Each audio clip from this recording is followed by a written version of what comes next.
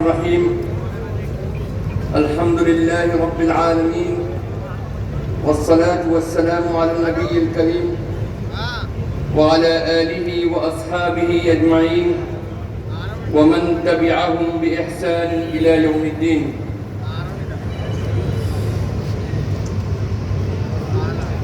Stage پر تشریف فرما ہمارے اکابرین ملت اور دانشوران قوم اور اس مجلس میں حاضرین، مجلس ہمارے بھائی اور ہمارے بزرگ اور ہماری مائیں اور ہماری بہنیں، ظاہر ہے کہ وقت کا تقاضا ہے کہ یہ اجلاس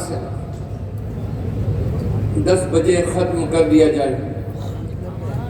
انتظامیہ کو کسی بھی حالت میں یہ دباؤ نہیں ڈالنا چاہیے کہ ہم ابھی اجلاس ختم کریں۔ یقیناً ہم اس بات کا اہتمام ضرور کریں گے کہ جتنی دیر کے لیے ہمیں پرمیشن ملی ہے اس وقت کے اندر ہم اجلاس کو ختم کریں۔ یہ اجلاس کے اندر وقت ختم ہونے بھی 35 منٹ باقی ہیں، لہذا وقت کی نزاکت کو ملحوظ رکھتے ہوئے میں اپنی بات صرف 5 منٹ کے اندر پوری کرنے کی کوشش کروں گا۔ اچھا آپ ہمارے 5 منٹ تک، ٹھیک ہے انشاءاللہ 5 منٹ کرتا ہوں۔ میں سب سے پہلے مبارکباد دیتا ہوں ہمارے جے پور کے باشندگان کو، جے پور کے ذمہ داروں کو اور ہماری ملی تنظیموں کو بھی کہ انہوں نے اس وقت اس پرآشوب دور کے اندر اس اجتماع کا انعقاد کیا اور پورے ملک سے ذمہ داران اور ہمارے مفکرین، ممبران پارلیمنٹ اور سجادہ نشین حضرات اور ملت کے اکابرین کو دعوت دی۔ یہ سب حضرات ہمارے لیے بڑے قابل قدر ہیں اور ہمارے لیے اثاثہ ہیں، اور ان کی موجودگی امت اسلامیہ کے حوصلے کا ذریعہ ہے، حوصلے کی بقا کا ذریعہ ہے۔ لیکن اس وقت میں جے پور کے عوام کے حوصلے کو اجاگر کرنے کے لیے میں یہ بات کہنا چاہتا ہوں کہ اے جے پور کے غیور مسلمانوں، جب تاریخ پر نازک وقت آیا ہے، جب تاریخ کا نازک وقت آیا ہے، اس وقت جے پور والوں نے اپنی دینی حمیت اور دینی جذبے کا پورا مظاہرہ کیا ہے۔ مجھے یاد ہے وہ وقت جب بابری مسجد شہید ہوئی تھی، تو حضرت مولانا علی میاں رحمۃ اللہ علیہ، شیخ ابو الحسن علی ندوی رحمۃ اللہ علیہ نے اپنی فکر کا اظہار کرتے ہوئے فرمایا تھا کہ آج مسلمان ملت اسلامیہ کے حوصلے بہت پست ہو چکے ہیں، اور ان حوصلوں کے اندر اس کو حوصلہ دلانے کے لیے اور ان کے اندر مزید ہمت پیدا کرنے کے لیے کہ یہ حالات زندہ قوموں پر آتے رہتے ہیں، ہم مسلم پرسنل لا بورڈ کا اجلاس کہاں بلائیں؟ کہیں سے کوئی امید نظر نہیں آ رہی ہے۔ اسی مجلس میں ساتھیوں نے یہ بات فرمائی کہ حضرت شاہ صاحب دامت برکاتہم، یعنی بانی جامعہ حضرت مولانا شاہ محمد عبد الرحیم مجددی رحمۃ اللہ علیہ، ان کی طرف نگاہ گئی اور فرمایا کہ ان سے درخواست کی جائے کہ وہ مسلم پرسنل لا بورڈ کا اجلاس بلائیں۔ حضرت نے فرمایا کہ میں اس لیے تیار ہوں۔ اس وقت مسلمانوں نے اتنا بڑا اجتماع مسلم پرسنل لا بورڈ کا ایک تاریخی اجتماع تھا، اور اسی اجلاس عام کے اندر شیخ ابو الحسن علی ندوی رحمۃ اللہ علیہ نے ارشاد فرمایا کہ میری زندگی میں مسلم پرسنل لا بورڈ کی تاریخ کے اندر کلکتہ کے بعد اگر کوئی اجلاس کامیاب اور اتنا مضبوط نظر آیا ہے مجھ کو، تو وہ مسلم پرسنل لا بورڈ کا اجلاس جے پور کا اجلاس ہے الحمدللہ۔ میں پھر یاد دلانا چاہتا ہوں آپ کو کہ 2015 کے اندر مسلم پرسنل لا بورڈ کا اجلاس ہوا۔ مسلم پرسنل لا بورڈ ناموس رسالت اور تحفظ شریعت اور دین پر جب آنچ آئی ہے، مسلم پرسنل لا بورڈ نے آواز بلند کی ہے، اور اسی آواز بلند کرنے کے نتیجے میں آج تمام مسالک کے ساتھ میں مل کر اور تمام ملی تنظیموں کے ساتھ متحد ہو کر اس نے اس آواز کو مضبوطی کے ساتھ میں اٹھایا اور ملت نے اس پر لبیک کہا۔ اس وقت میں آپ کو یاد دلا دوں کہ جب ٹرپل طلاق کا مسئلہ اٹھا تو اس وقت خواتین کے احتجاج پورے ہندوستان کے اندر ہو رہے تھے۔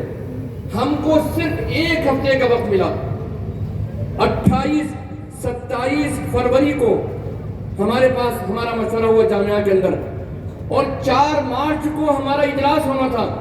میں یقین سے کہہ سکتا ہوں کہ ہندوستان کی تاریخ میں خواتین کا، برقع پوش خواتین کا اجلاس نہیں ہوا۔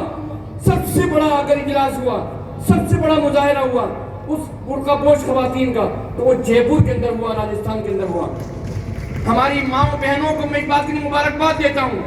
یہ اجلاس اور یہ احتجاج جب ریلی چلی 4 دروازے سے، تو جو تانتا بنا وہ یقیناً گھاٹ گیٹ سے ہوتا ہوا اس سانگنری گیٹ تک جب پہنچا تو ہمارے ساتھی بھی یہاں موجود ہیں، وہ میں نے ان کی کیفیت دیکھی تو جب برقع پوش خواتین کا اسی راستے میں سانگنری گیٹ سے داخل ہوئے وہ ریلی مسلم خواتین کی، برقع پوش خواتین کی، تو ان کے ہاتھ کانپنے لگے۔ میں نے ان کا ہاتھ پکڑ لیا اور میں نے کہا کہ نہیں، اللہ کی مدد تمہارے ساتھ میں ہے۔ تو میں اپنی ماں بہنوں کو بھی اس بات کے لیے مبارکباد دیتا ہوں، جب شریعت پر آنچ آئے گی تو نہ صرف مرد بلکہ ہماری خواتین بھی شریعت کی حفاظت کے لیے آگے سے آئیں گے اور لبیک کہیں گے مسلم پرسنل بورڈ کی آواز کے اوپر۔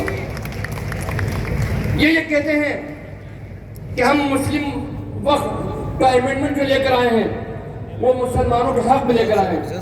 میں ان کی تاریخ سے یہ بات ثابت کر سکتا ہوں کہ یہ ہماری دشمنی میں لے کر آئے ہیں، اور اس کا ثبوت یہ ہے کہ جب وقت ملا 8 اگست کو پارلیمنٹ میں انٹروڈیوس ہوا، اس سے چند مہینے قبل بی جے پی ہی کے ایک ممبر پارلیمنٹ راجیہ سبھا میں وقف بل پیش کیا تھا۔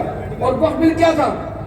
وقف اوقاف کو ختم کرنے کا، وقف ایکٹ کو ختم کرنے کا، وقف ایکٹ 1995 کو ختم کرنے کا بل تھا، پرائیویٹ بل تھا۔ اب یہ کہتے ہیں، انہوں نے یہ سمجھ لیا کہ اگر ہم اوقاف کو ختم کرنے کا اگر بل لے کر آئیں گے تو شاید ملک میں ہنگامہ ہوگا، تو وہ امینڈمنٹ کے نام سے بل لے کر آگے دوبارہ اس پر کوئی بات نہیں کی۔ میں یہ سمجھتا ہوں کہ جب آپ کے ایک ممبر پارلیمنٹ نے اوقاف کو ختم کرنے کا بل پیش کر دیا تو یہ ثبوت ہے کہ جو امینڈمنٹ بل لے کر آ رہے ہیں یہ بھی اوقاف کو ختم کرنے کا ہے۔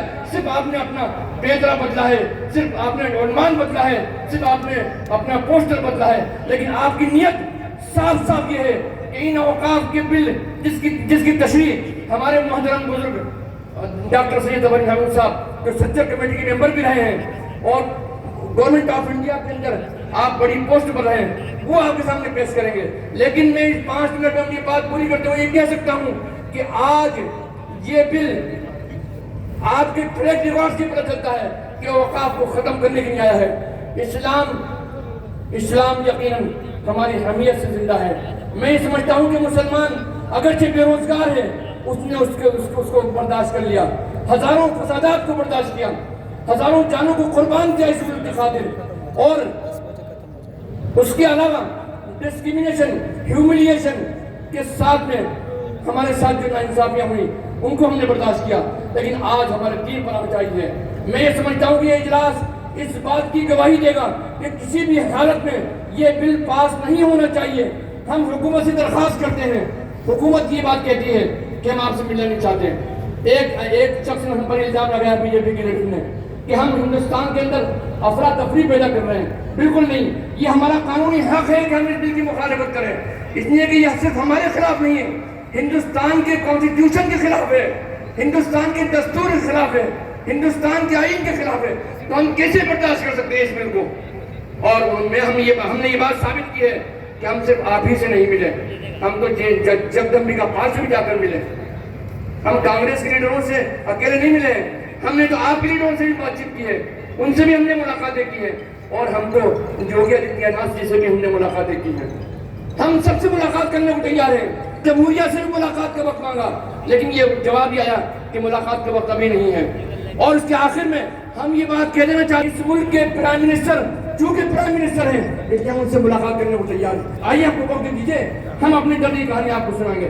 ہم یہ ثابت کریں گے کہ یہ بل نہ صرف ہندوستان کے مسلمانوں کے خلاف ہے بلکہ اس ملک کے بھی خلاف ہے. خدا را ان کو ہدایت دے. ہم یہ سمجھتے ہیں کہ آپ ہمارے درد کو سن لو. ہم اسی ملک کے باشندے ہیں, اس ملک کے ہمدرد ہیں, اس ملک کے خواہ ہیں, اس ملک میں امن چاہتے ہیں, اس ملک کے بھائی خواہ ہونے کی وجہ سے اس ملک میں شانتی چاہتے ہیں. اور آپ اس طرح کی حرکتیں کر کے اس ملک میں اشانتی پھیلانا چاہتے ہیں. اللہ آپ کو صحیح سمجھ اور صحیح توفیق دے. اور میں مبارکباد دیتا ہوں ہمارے جے پور کے عوام کو کہ یہ آواز آپ کے ذریعے بھی اور ہماری خواتین بہنوں کے ذریعے بھی دلی تک پہنچے گی اور ان کے گلیاروں کو, سیاسی گلیاروں کو یقیناً جھنجھوڑے گی.